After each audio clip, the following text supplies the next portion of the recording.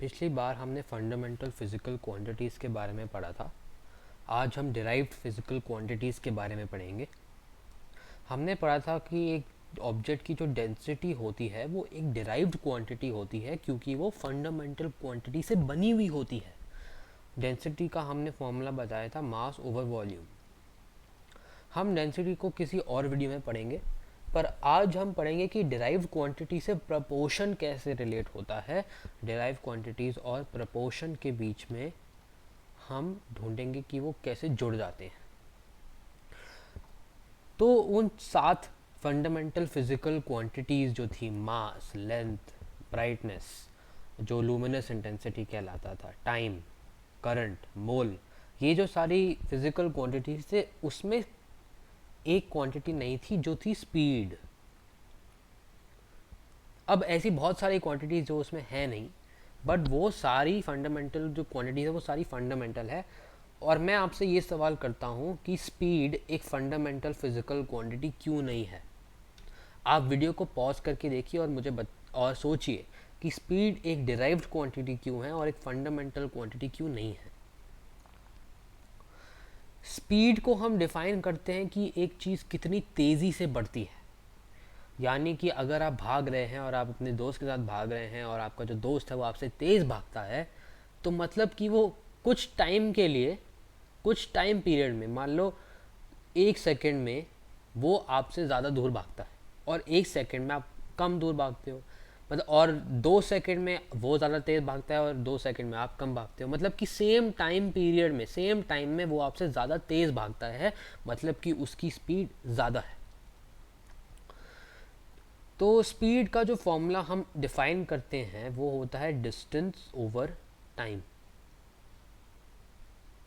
तो अगर मान लो आपने 100 मीटर भागे और आपने उसे मान लो 50 सेकेंड लगाया, तो आप 50 सेकेंड में 100 मीटर भागे, तो आपकी स्पीड क्या होगी? 100 metre divided by 50 seconds. 100 divided by 50 होता है 2, तो ये हो जाएगा 2 मीटर पर सेकेंड। इसका मतलब क्या है?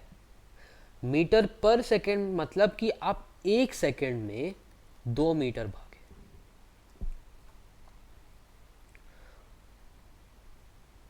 और आपका दोस्त, मान लो आपके दोस्त ने 150 मीटर की लेंथ कवर की 50 सेकेंड में। मतलब कि 50 सेकेंड में वो ज़्यादा लंबा भागा, तो मतलब कि उसकी स्पीड ज़्यादा है। पर हम उसकी स्पीड कैलकुलेट कर सकते हैं, तो स्पीड होता है डिस्टेंस ओवर टाइम। तो वो 150 मीटर वो 150 मीटर दौड़ा और उसने 50 सेकेंड में वो ख़त्म किया, तो मतलब स्पीड हो गई 150 डिवाइड बाई 53, तो 3 मीटर पर सेकेंड। यानी कि वो 1 सेकेंड में 3 मीटर्स कवर करता है। 1 सेकेंड में वो 3 मीटर दौड़ा और आप 1 सेकेंड में 2 मीटर दौड़े, तो मतलब कि वो आपसे ज़्यादा तेज़ है। तो फिर हमें पता लगता है कि ये एक डिराइव्ड क्वांटिटी है और फंडामेंटल क्वांटिटी नहीं है, क्योंकि ये डिस्टेंस और टाइम से बना है। डिस्टेंस का जो फंडामेंटल क्वांटिटी है वो है लेंथ, और टाइम तो टाइम ही है। आप लेंथ और टाइम को और चीज़ों में नहीं तोड़ सकते, यानी कि स्पीड एक डिराइव्ड क्वांटिटी है और लेंथ और टाइम फंडामेंटल क्वांटिटी है। इससे हम प्रपोर्शन से कैसे जोड़ सकते हैं? प्रपोर्शन का मतलब एक मैथ्स का टॉपिक होता है। प्रपोर्शन का मतलब है अगर ए और बी प्रपोर्शन में है। प्रपोर्शन एक इंग्लिश का शब्द है और हम बोलते हैं कि अगर ए और बी प्रपोर्शन में है, यानी कि अगर बी की वैल्यू बढ़ी तो ए की वैल्यू भी बढ़ेगी, और अगर बी की वैल्यू घटी तो ए की वैल्यू भी घटेगी। मतलब कि वो एक दूसरे से जुड़े हुए होते हैं। तो क्या मैं ये कह सकता हूँ कि डिस्टेंस जो है वो टाइम से प्रपोर्शन में है? क्या मैं ये कह सकता हूँ? मैं ये अवश्य कह सकता हूँ, क्योंकि अगर आप ज़्यादा टाइम के लिए दौड़ेंगे तो आप ज़्यादा डिस्टेंस भी कवर करेंगे। क्योंकि डिस्टेंस क्या था? अगर आप इस फॉर्मूला में टाइम को टाइम को इधर लेके चले जाओ और मल्टीप्लाई कर लो, तो distance is equal to speed into time. तो distance is equal to speed into time. यानी कि अगर आपकी स्पीड है मान लो 2 मीटर पर सेकेंड, तो डिस्टेंस का जो होगा फॉर्मूला वो होगा distance is equal to 2 into time. तो अगर आपका टाइम अगर 1 है, 1 सेकेंड है, तो आपकी डिस्टेंस होगी 2। अगर आपका टाइम है 2 सेकेंड्स तो आपका डिस्टेंस होगा 4। अगर आपका टाइम है 3 सेकेंड्स तो आपका डिस्टेंस होगा 6। तो आप देख सकते हैं कि जैसे ही टाइम बढ़ रहा है अब आपका डिस्टेंस भी बढ़ रहा है। तो हम देख सकते हैं कि डिस्टेंस और टाइम को हम ऐसी तरीके से जोड़ सकते हैं ताकि वो प्रपोर्शन में हो, और वो जो जोड़ने वाली चीज़ है जो उन दोनों चीज़ों को जोड़ता है उसे हम कहते हैं स्पीड। मतलब कि हमने एक ऐसी क्वांटिटी बनाई जिसे हम स्पीड बोलते हैं ताकि हम डिस्टेंस और टाइम को प्रपोर्शन में ला सकते हैं। तो हम इसे d is equal to speed into time भी बोल सकते हैं। एस का जो सिंबल होता है वो फिजिक्स में थोड़ा अलग होता है, हम बाद में देखेंगे कि एस को हम किसी और चीज़ को दिखाने के लिए लिखते हैं, पर अभी के लिए हम d is equal to speed को हम v से डिनोट करेंगे। v का मतलब होता है वेलोसिटी। वेलोसिटी स्पीड ही होता है, हम उसे बाद में देखेंगे कि वेलोसिटी और स्पीड के बीच में क्या अंतर है। तो हमने ये पता लगा दिया कि डिस्टेंस और टाइम प्रपोर्शन में है और जो उन चीज़ों को जोड़ता है वो है v। हम v को बोलते हैं प्रोपोर्शनैलिटी कांस्टेंट। प्रोपोर्शनैलिटी कांस्टेंट मतलब कि वो एक ऐसी चीज़ है जो चेंज नहीं होती। मतलब अगर आप भाग रहे हो और मैं आप कहता हूँ कि आपकी स्पीड है 3 मीटर पर सेकंड, तो आप 3 मीटर पर सेकंड की गति पर ही भागोगे, उससे ज़्यादा तेज़ या धीरे नहीं भागोगे। हम बाद में देखेंगे कि स्पीड चेंज भी होती है असली लाइफ में। तो अगर आप भागोगे तो आप जब जब स्टार्टिंग लाइन पे होते हो और आप दौड़ना शुरू करते हो तो आपकी स्पीड 0 से लेके थोड़ी और बढ़ती है, तो उसमें हम देखेंगे कि वो कुछ और क्वांटिटी होती है। पर अभी के लिए हम मानते हैं कि आप बस सड़क पे दौड़ रहे हो एक स्पीड के साथ। तो मान लो अगर आप 3 मीटर पर सेकेंड पे दौड़ रहे हो तो जो डिस्टेंस का फॉर्मूला होगा वो होगा 3 इंटू टी। और 3 एक कांस्टेंट है क्योंकि आप एक ही स्पीड से दौड़ रहे हो, और उसे हम प्रोपोर्शनैलिटी कांस्टेंट बोलेंगे। मतलब कि वो डिस्टेंस और टाइम डी और टी को जोड़ती है। तो हम देख सकते हैं कि डिराइव्ड क्वांटिटीज हमें प्रपोर्शन समझने में मदद करती है। अब हम देखते हैं कि मान लो x और y आपकी दो क्वांटिटीज हैं, और अगर x और y प्रपोर्शन में है, यानी कि अगर x बढ़ेगा तो y भी बढ़ेगा। तो इसका मतलब क्या है? तो अगर मान लो x की वैल्यू जब 1 है तो मान लो y की वैल्यू 4 है। जब x की वैल्यू 2 है मान लो y की वैल्यू है 8। जब x की वैल्यू 3 है तो मान लो y की वैल्यू है 12, और ऐसे ऐसे वो बढ़ रहा है। तो हम देख सकते हैं कि जब x की वैल्यू 1 थी तो हम y की वैल्यू 4 थी, मतलब कि हमने उसे 4 गुना मल्टीप्लाई कर दिया। जब x की वैल्यू 2 थी और वो बन गया 8 तो वो 4 गुना मल्टीप्लाई हो गया। जब 3 थी x की वैल्यू तो y की वैल्यू थी 12, तो हमने उसे 4 गुना मल्टीप्लाई कर दिया। यानी कि हम लिख सकते हैं कि y is equal to 4 into x, जहाँ पे 4 है हमारा प्रोपोर्शनैलिटी कांस्टेंट। 4 है हमारा प्रोपोर्शनैलिटी कांस्टेंट।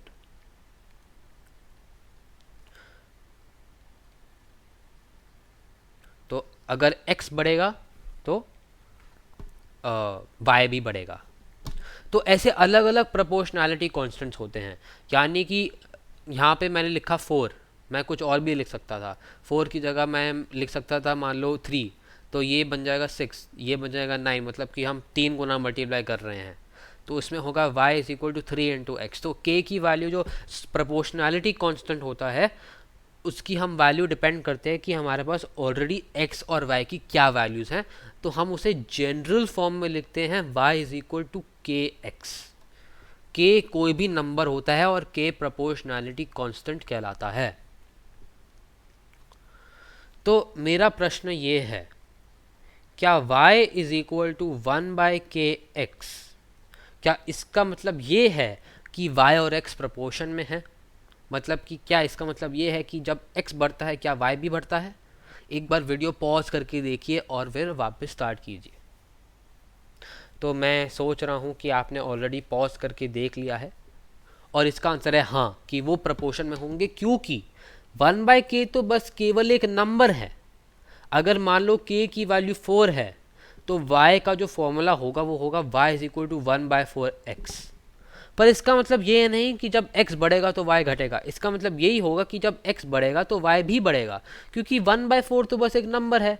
तो मतलब चाहे कोई भी नंबर हो और वो x को मल्टीप्लाई कर रहा है तो वो इसका मतलब ये है कि y और x प्रपोर्शन में है, कि y और x प्रपोर्शन में है।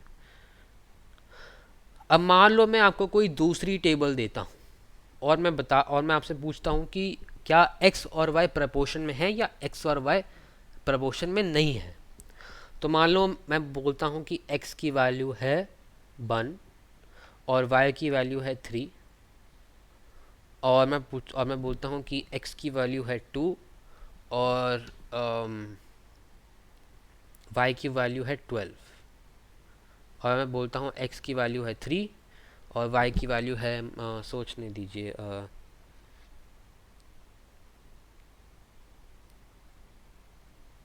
27। तो क्या ये प्रपोर्शन में है? हम ये तो देख सकते हैं कि जैसे x बढ़ता है पर y भी जैसे x बढ़ता है तो y भी बढ़ता है। तो जैसे अगर x 1 से 2 चलेगा तो y 3 से 12 चलेगा, और जब x 2 से 3 चलेगा तो y 12 से 27 चलेगा। तो जब x बढ़ रहा है y भी बढ़ रहा है, तो यानी कि ये प्रपोर्शन में है। पर इसका प्रपोर्शनैलिटी कांस्टेंट क्या होगा? जब x की वैल्यू 1 थी तो y इज इक्वल टू 3 था, यानी कि हम इसे 3 से मल्टीप्लाई कर रहे हैं, इंटू 3 कर रहे हैं। जब x की वैल्यू 2 थी तो हम उसे किससे मल्टीप्लाई कर रहे हैं? हम उसे 6 से मल्टीप्लाई कर रहे हैं। जब x की वैल्यू 3 थी और y की वैल्यू 27 थी तो हम उसे 9 से मल्टीप्लाई कर रहे हैं। तो मतलब प्रोपोर्शनैलिटी जो कांस्टेंट है वो चेंज हो रहा है। पहले प्रोपोर्शनैलिटी कांस्टेंट का वैल्यू था 3, क्योंकि y is equal to 3 into 1 था। फिर प्रोपोर्शनैलिटी की वैल्यू की कांस्टेंट हो गई 6, क्योंकि वो 6 इंटू 2 था। फिर y की वैल्यू हो गई 9 इंटू 3। तो प्रोपोर्शनैलिटी कांस्टेंट की वैल्यू बढ़ी जा रही है 3 से। परंतु अगर हम कह रहे हैं कि y और x प्रोपोर्शन में है, इसका मतलब ये होना चाहिए कि y और x का जो प्रोपोर्शनैलिटी कांस्टेंट होना चाहिए वो कांस्टेंट, वो चेंज नहीं होना चाहिए। पर इसका अर्थात ये भी नहीं कि y और x प्रपोर्शन में नहीं है, क्योंकि जब x बढ़ता है तो y भी बढ़ता है। तो क्या हम इसे इस प्रकार से लिख सकते हैं? मैं आपसे ये पूछता हूँ, क्या मैं इसे इस प्रकार से लिख सकता हूँ y इज इक्वल टू के एक्स स्क्वायर, जहाँ x का मतलब हो एक्स स्क्वायर का मतलब होता है x इंटू एक्स। क्या मैं इस तरीके से लिख सकता हूँ? देखते हैं। जब x की वैल्यू 1 है तो y की जो वैल्यू है वो है 3, तो 3 इज इक्वल टू के इंटू 1 स्क्वायर। तो इसमें k की वैल्यू जो होगी वो होगी 3 डिवाइडेड बाय 1 स्क्वायर, जो होता है 3। जब x की वैल्यू 2 होती है तो y की वैल्यू होती है 12, तो लिखने दीजिए k इंटू 2 स्क्वायर, 2 स्क्वायर क्या होता है 4। तो k क्या होगा 12 divided by 2 square, 12 divided by 4, यानी k की वैल्यू 3 होगी। जब y की वैल्यू 27 थी तो k की वैल्यू k ही रहेगी, और x क्या है 3 स्क्वायर, और 3 स्क्वायर क्या होता है 9, तो 27 डिवाइड बाय 9 होता है 3। तो आप देख रहे हैं कि अगर मैं इस प्रकार से उसको लिखूं, प्रोपोर्शनल का जो इक्वेशन है मैं इस प्रकार से लिखूं, तो मैं यहाँ पता लगा सकता हूँ कि k की वैल्यू जो होगी वो कांस्टेंट हो जाएगी। यानी कि y इज इक्वल टू के एक्स स्क्वायर का मतलब ये है कि वो प्रोपोर्शन में है, और हमने प्रोपोर्शनैलिटी कांस्टेंट को एक कर दिया है, कांस्टेंट कर दिया है। यानी पहले तो चेंज हो रहा था पर मैंने उसे कांस्टेंट कर दिया है एक्स स्क्वायर डाल के। अगर मैं y इज इक्वल टू के एक्स लिखता तो k की वैल्यू चेंज होती और हम उसे प्रपोर्शन नहीं बोल पाते। तो y इज इक्वल टू के इंटू एक्स स्क्वायर। अब मैं आपसे एक और प्रश्न पूछता हूं, क्या इसका मतलब यह है कि y और x प्रपोर्शन में है? यानी कि k कोई भी नंबर है, अगर y इज इक्वल टू के डिवाइडेड बाय एक्स है, तो क्या इसका मतलब ये है कि y और x प्रपोर्शन में है? वीडियो पॉज कीजिए और एक बार सोचिए। अच्छा, तो हम देखते हैं। मान लो k की वैल्यू कोई भी है 2। एक्चुअली हम क्या करते हैं, k की वैल्यू k ही ले लेते हैं, हमें पता चल जाएगा। अच्छा, जब x की वैल्यू 1 है तो y क्या है, y इज इक्वल टू के डिवाइडेड बाय 1, यानी कि k। अच्छा, जब x की वैल्यू 2 है तो y की वैल्यू क्या है? जब x की वैल्यू 2 है तो y की वैल्यू है k/2 यानी कि k/2। जब x की वैल्यू 3 है तो y की वैल्यू k/3 है। हम देख रहे हैं कि वैल्यू घट रही है ना, जैसे x बढ़ रहा है तो वैसे y घट रहा है, क्योंकि y k से k/2 चले गया, वो आधा हो गया, फिर उसे 3 पार्ट में डिवाइड किया, फिर उसे 4 पार्ट में डिवाइड किया। तो जैसे x बढ़ रहा है y घट रहा है, तो मतलब कि हम बोलते हैं कि ये इन्वर्स रिलेशन है। तो y is equal to k/x का मतलब है कि ये इन्वर्सली प्रोपोर्शनल हैं, इन्वर्सली प्रोपोर्शनल हैं।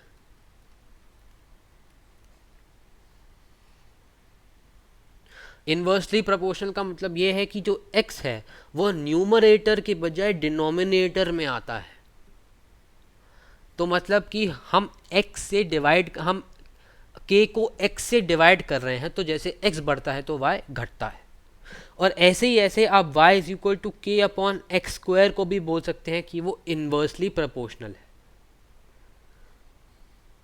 मुझे लगता है कि अभी ये प्रपोर्शन का टॉपिक क्लियर हो गया है, और मैं वीडियो को अंत ऐसे करूँगा आपको याद दिलाने के लिए कि हमने प्रपोर्शन को डिराइव्ड फिजिकल क्वांटिटी से ही डिफाइन किया था। हमने स्पीड को डिफाइन किया, तब हमें पता चला कि जो डिस्टेंस है वो टाइम से प्रोपोर्शनल है, और जो प्रोपोर्शनैलिटी कांस्टेंट है वो है स्पीड।